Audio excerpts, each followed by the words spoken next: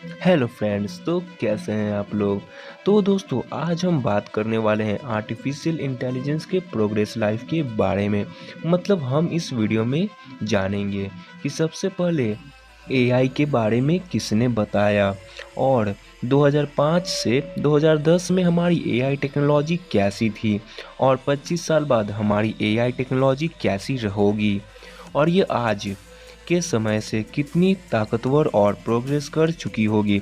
In short way, हम साल 2000 से लेकर साल 2050 तक के एआई टेक्नोलॉजी के बारे में पूरी जानकारी के साथ बात करेंगे, और अभी के एआई टेक्नोलॉजी से 2050 के एआई टेक्नोलॉजी की तुलना भी करेंगे।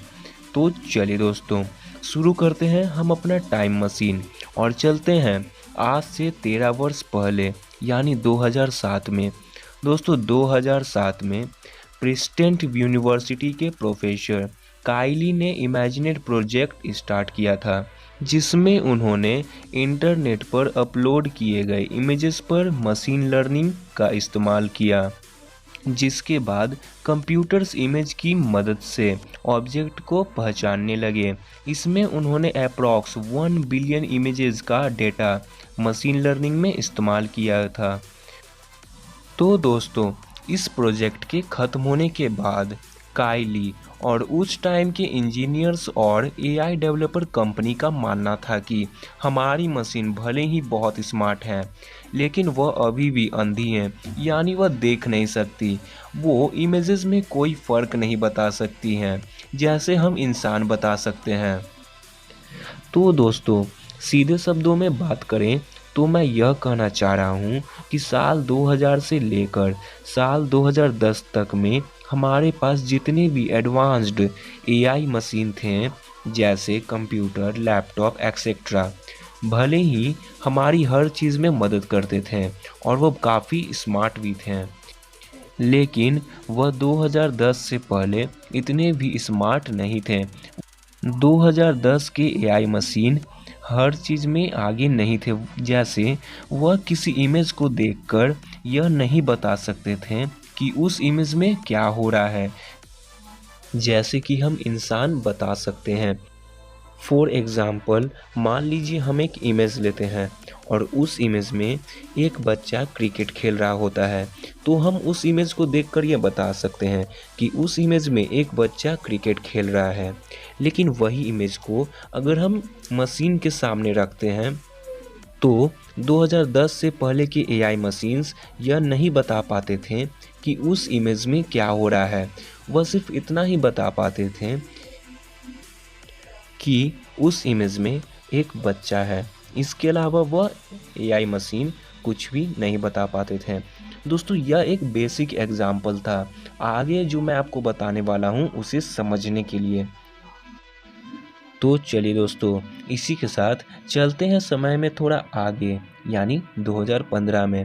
दोस्तों, 2015 में टेड टॉक्स, जो कि एक नामी शो है, उस शो के एक एपिसोड में काइली ने एक्सप्लेन किया कि वह इन 8 सालों के अंदर बहुत बड़ी इम्प्रूवमेंट लेकर आ चुके हैं, और इसे टेड टॉक्स में उन्होंने एक्सप्लेन करके और डेमो देकर भी बताया, जिसके बाद वह कंप्यूटर्स ना सिर्फ उस इमेज के ऑब्जेक्ट को पहचानने लगे, बल्कि उस इमेज में क्या हो रहा है उसके बारे में भी अच्छे से बताने लगे। हालांकि अभी भी इस टेक्नोलॉजी में बहुत सारे लूप होल्स हैं, लेकिन यह एक प्रैक्टिकल डेमो था कि अब मशीन इमेजेस को रिकॉग्नाइज करने लगे हैं, जैसा कि हम इंसान कर सकते हैं।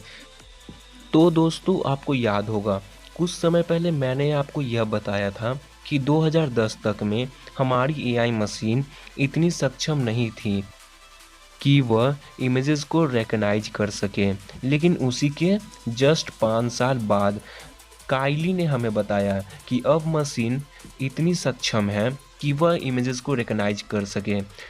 दोस्तों, यहाँ पर गौर करिए कि मात्र 5 साल के बाद जो मशीन इमेजेस के ऑब्जेक्ट को अच्छे से पहचान भी नहीं पाती थी, वही मशीन 5 साल बाद इमेजेस के ऑब्जेक्ट को पहचानने भी लगी और उसमें डिफरेंस भी बताने लगी। इससे हमें यह पता चलता है कि हमारी टेक्नोलॉजी कितनी जल्दी डेवलप कर रही है। तो चलिए दोस्तों, अब चलते हैं समय में थोड़ा आगे। यह बात 14 फरवरी 2016 की है, जब सोफिया, जो कि एक ह्यूमनॉइड रोबोट है, उसे इंट्रोड्यूस किया गया था। और अक्टूबर 2017 को यह एक पहली ह्यूमनॉइड रोबोट बनी जिसे किसी देश की सिटीजनशिप दी गई हो। यानी अक्टूबर 2017 को उसे सऊदी अरेबिया की नागरिकता मिल गई थी। वहीं 2017 में दूसरी तरफ गूगल I/O इवेंट में, जिसमें वह अपने टेक्नोलॉजी का डेमो देते हैं, उन्होंने बताया कि उनका गूगल असिस्टेंट स्पीच रिकग्निशन के मामले में हर दिन डेवलप हो रहा है। दोस्तों, 2017 के डाटा के मुताबिक गूगल असिस्टेंट के स्पीड रीडर को 8.5% से घटाकर 4.9% कर दिया गया था। और दोस्तों, अभी हम 2021 में हैं, तो सोचिए गूगल की स्पीच रिकग्निशन अभी घटकर कितनी हो गई होगी। हालांकि अभी भी इसमें बहुत इम्प्रूवमेंट करना बाकी है, लेकिन फिर भी ये AI आज के लेवल पर ह्यूमन लेवल के इंटेलिजेंस की बराबरी नहीं कर सकती। तो दोस्तों, इससे हमें यह पता चलता है कि गूगल ने अभी तक जितने भी AI सॉफ्टवेयर बनाए हैं वो भले ही बहुत अच्छे हैं, लेकिन वह अभी भी इस मुकाम पर नहीं पहुँचे हैं कि वह ह्यूमन की बराबरी कर सके। लेकिन मैं आपको बता दूं कि अभी तक के बेस्ट AI सॉफ्टवेयर गूगल के ही हैं। तो दोस्तों, अगर आप समझ गए जो मैं कहना चाहता हूं तो बहुत अच्छी बात है, और अगर आप नहीं समझे तो हमारे चैनल को सब्सक्राइब कर लीजिए। ऐसे वीडियो हम अक्सर लाते रहते हैं जिससे आप धीरे धीरे सब कुछ समझ जाएंगे। AI टेक्नोलॉजी अभी अपने डेवलपिंग फेज़ में है। तो चलिए अब बात करते हैं फ्यूचर AI टेक्नोलॉजी के बारे में, मतलब 2020 से 2030।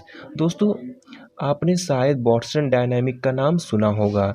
ये वो टीम है जिन्होंने एक रोबोट को बिल्कुल नए तरीके से डिज़ाइन किया है। इनके रोबोट अपने डायनामिक एक्शन के लिए जाने जाते हैं। ये लगभग असली जानवरों की तरह बिहेव करते हैं। ये बैलेंस करने जैसे टास्क में बहुत माहिर होते हैं। अगर आप इसे गिराने की कोशिश करेंगे तो यह अपने आप को बैलेंस कर लेगा। इसलिए इसे नेक्स्ट जनरेशन रोबोट कहना गलत नहीं होगा। तो दोस्तों, आप एलन मस्क को तो जानते ही होंगे, तो आप यह भी जानते होंगे कि एलन मस्क की कुछ ऐसी कंपनी है जो बिल्कुल नॉन प्रॉफिटेबल है। यानी वह कंपनी बिल्कुल भी पैसा नहीं कमाती हैं, वह सिर्फ साइंस के लिए बनाई गई हैं। उनमें से एक है न्यूरालिंक। अगर हम बात करें न्यूरालिंक की, तो एलन मस्क का मानना है कि इन फ्यूचर हम इंसान मशीन से ज़्यादा कमज़ोर हो जाएंगे, क्योंकि ह्यूमन एवोल्यूशन स्लो वर्क करता है। सो हमें कोई ऐसी चीज़ चाहिए जो AI पर कंट्रोल कर सके। इसलिए एलन मस्क एक नया प्रोजेक्ट लेकर आए हैं जिसका नाम है न्यूरालिंक प्रोजेक्ट। दोस्तों, न्यूरालिंक प्रोजेक्ट के अंदर हमारे इंसानी दिमाग को AI रोबोट से कनेक्ट किया जाएगा। यह टेक्नोलॉजी आज भी एग्जिस्ट करती है और अभी यह टेक्नोलॉजी डेवलपिंग फेज में है, और 2030 तक हम इस टेक्नोलॉजी को डेवलप कर लेंगे।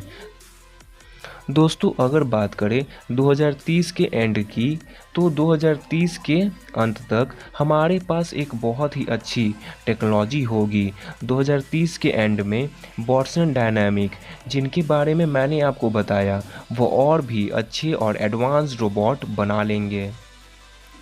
और दोस्तों, 2030 के एंड तक न्यूरालिंक प्रोजेक्ट से हमारे दिमाग को AI से कनेक्ट कर दिया जाएगा, और शायद 2030 के एंड तक हमारे मोबाइल्स और कुछ डिवाइसेस भी रिप्लेस हो जाएंगे, क्योंकि 2030 के एंड में मोबाइल की जगह स्मार्ट ग्लासेस ले लेंगे, जो कि बहुत अच्छी बात है।